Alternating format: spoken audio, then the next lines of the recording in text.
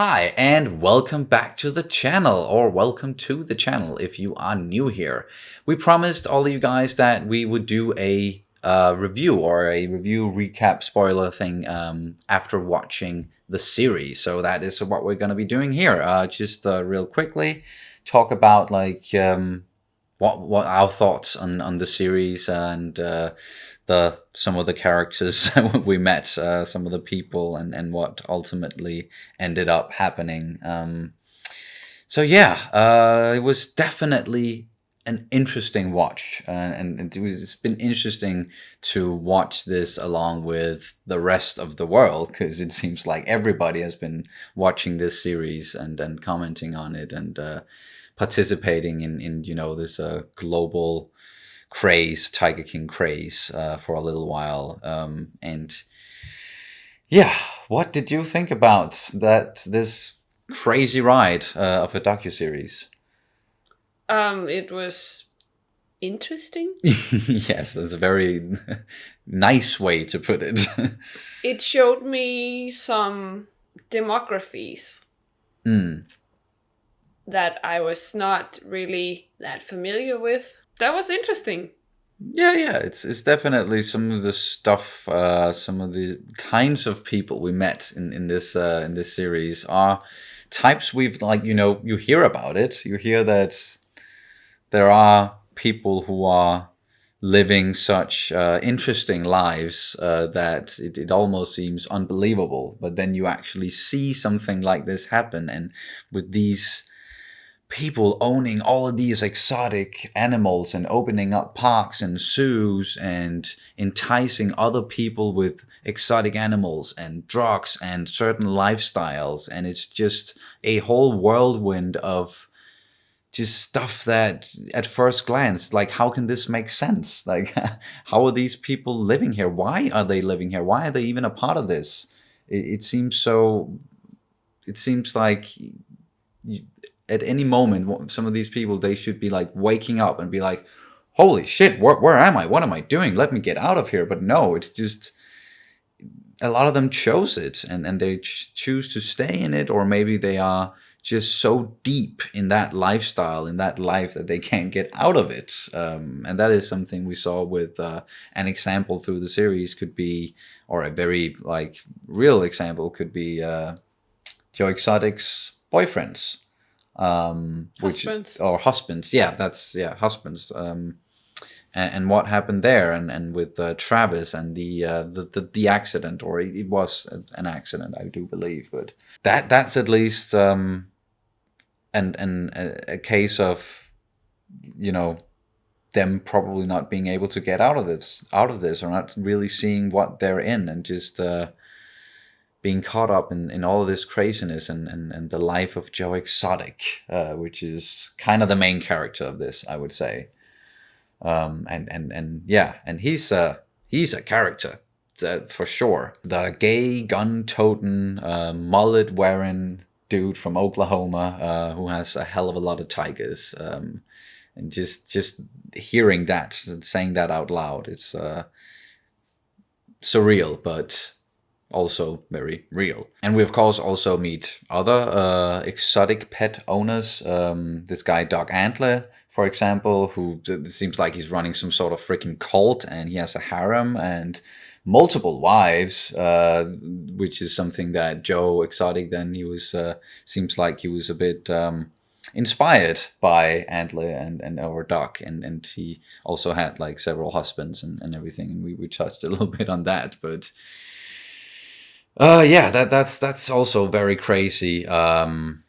And but the one of the more interesting takeaways, and something that a lot of people are talking about after watching this, and it has become like total like meme territory. But everything with Joe Exotic and Carol fucking Baskin, and their feud, which is, I'm laughing, but it's because it's so fucked up, it's so absurd, and she may or may not have killed her ex-husband. That's a whole other thing where it's like they touched on it, but there were never like really any resolution to that situation. Yeah. No, but the thing is with this series that I noticed all around, like all the way through, is there so many small things or bigger things where they present us to something like a problem or something that happened, like an event, or and we will never ever get to learn the truth because only the people involved know the truth. Yeah, yeah. And it's just we are getting presented with a lot of these, and this show has been accused of being very Sensational. well, yeah, Or it's been sensational journalism is, I think you could call it, like all of these events and all of these things that is happening is so crazy, it's stranger than fiction. And I think it's all the way through, it's all of these things that happen, we will never get the truth of it. And we are only left guessing with a lot of it, and we don't, at least I felt, and it's something that people who have seen our reactions can testify to, is me just being all the way through, I was just so conflicted. Because I didn't know what to feel like, I didn't know what to think, I didn't know what to believe, I didn't know how to piece all of these things, events, people, their personalities. Yeah, as Kat is saying, it's easy to get conflicted to the point where you just don't know what to think or what to feel about these. Like sometimes when it has to do with animals, that's a lot of this show has to do with animals and what they're going through and how they're treating them. Do they really care for these animals? Do Joe really care for them? You hear something about in the episode 8, like post interview thing, that he might have been like deadly afraid of tigers, and he could only be around tigers that was, sedated or something like that, or had some sort of disability so that they couldn't be as much of a threat to Joe. But throughout the series, it looked like he did not have a problem being close to these big cats. So it's just a lot of conflicting things going on all the way through this series. And yeah, it's just, it can be very hard to like gather your thoughts and know exactly what to think about everything that they're showing us in this show. And there is also the case of, once again, as Kat said, the sensationalism. Where are they kind of blowing this up to be something bigger than it was?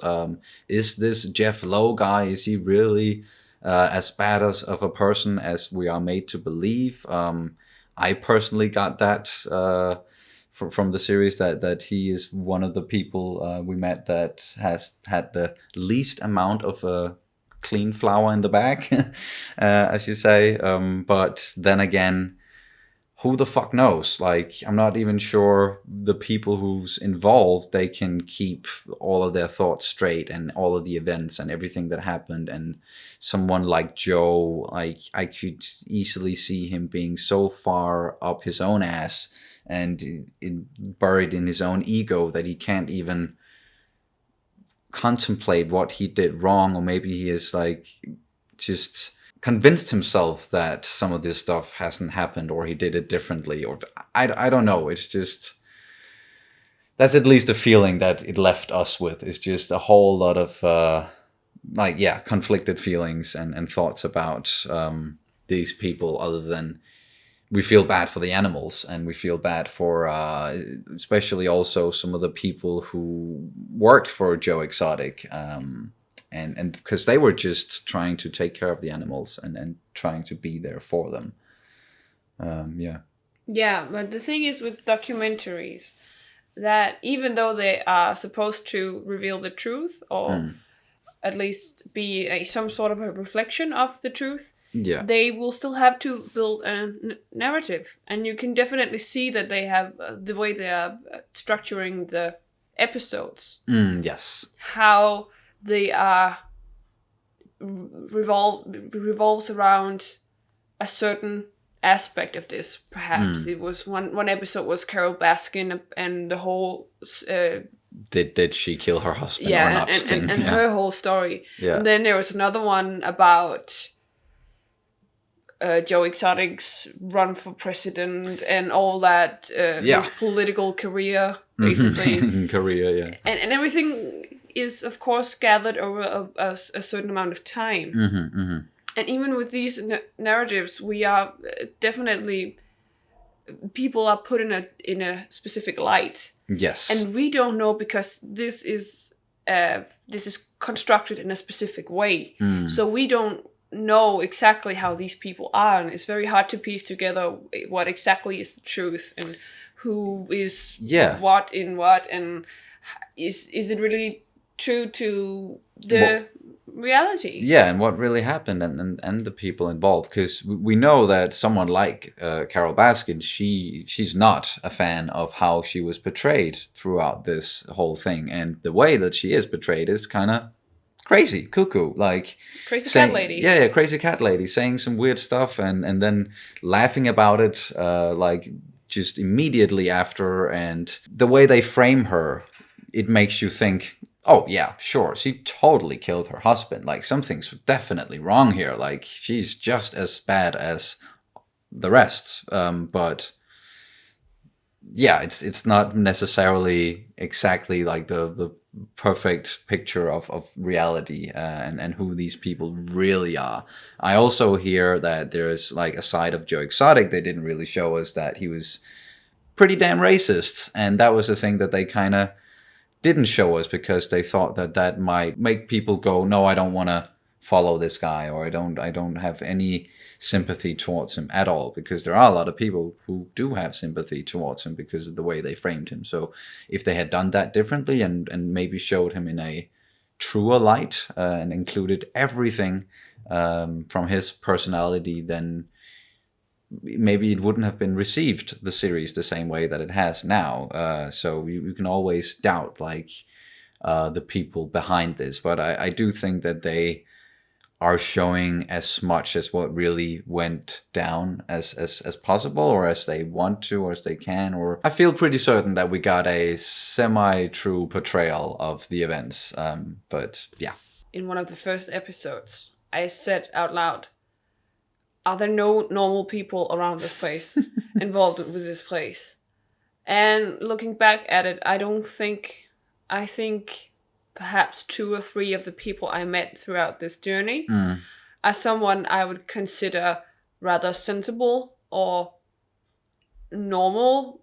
No, rather sensible, and they had some sort of awareness, either about themselves or about the whole situation, or an honesty about them that I really liked and I could get on board with. But it was like all these people were people. Yeah, these were some people. One of my favorites were Rick, the documentary guy who was actually, not the documentary guy, or he didn't work on this one. He was just being interviewed, but he was trying to make a documentary about Joe Exotic for a long while, and running his weird internet TV shows and everything. And I think that, that guy, even though like he admits that, I got a little bit crazy by being there, and I did some crazy shit, and I just wanted to film it because I knew that people would find this interesting and unique, that was definitely true. But he also shows like remorse and being able to look back at everything and try to make some sense of it, at least. So yeah. There are a lot of characters, a lot of people that we met in this and during this docuseries that are worth mentioning and getting into. But I think if we start down that road, then this video is just gonna go on and on and on. So I think closing thoughts on Tiger King as a whole. What did it leave us with, other than just feeling conflicted and a little bit confused? Well, that's it. Confusion. Fair enough. I have no idea what to feel or to think or to believe or what to make of this. Yeah. It was quite entertaining. Yes, but for sure. It also feels a little bit wrong calling it entertainment in a sense, because it's so real, but it's also so surreal. So. And these are real people. I mean, of course they are. not the kind of people that you run into every day. Not necessarily, no. It depends on where you live, I but guess, they are people. They do have feelings, and they do have struggles, and certain things they battle, and we have to remember through all of this that these are people, and they are going through something. Yes, and what they have been going through something. And they are, what they're doing are affecting other people and other living beings, you know, a lot of the animals and everything. It has real consequences, everything that happens in this. So that's why it feels a little bit iffy to call it entertainment, but that is still what it is. At its roots, it is made to entertain people and maybe inform, but this series in particular, probably more entertainment than straight up just informing us of stuff. And I think there was one of the people, or several of the people, who started actually drawing some parallels and saying, listen, if all those money for these tigers could actually go to like preservation, like true preservation, conservation of the species, then we could perhaps do something real instead of just trying to preserve the right to actually keep these wild animals in cages. For some people, for their own benefit. I won't mention any names, but some people for their own benefit, and others under the false pretenses. I don't know. It's one of the things I haven't made up my mind about yet. But under some pretenses that it's like a sanctuary, so it's for not people. No, but it's for animals. Yeah. That either can't make it in the wild or get a certain injury or stuff like that. And I just thought that was a very nice sentiment that, hey, if we could actually make this about preservation of and conservation of species and their habitats, rather than have a battle about custody of the animals, and how could we make money of petting zoos and all that, then this could actually be used for something greater than that. Yes. It's the time and energy and money spent on all of this craziness, and then filming it and getting it out, and like all of the energy that has gone into this series, if it had been channeled towards helping the animals instead, that might actually be better. But then, of course, we wouldn't have this series to talk about. So, yeah, it's we feel conflicted, and that is the big takeaway, I think, from watching this crazy series.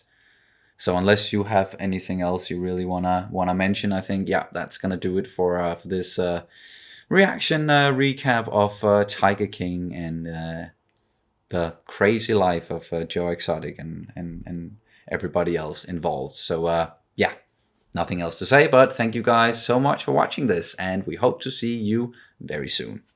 Bye. Bye.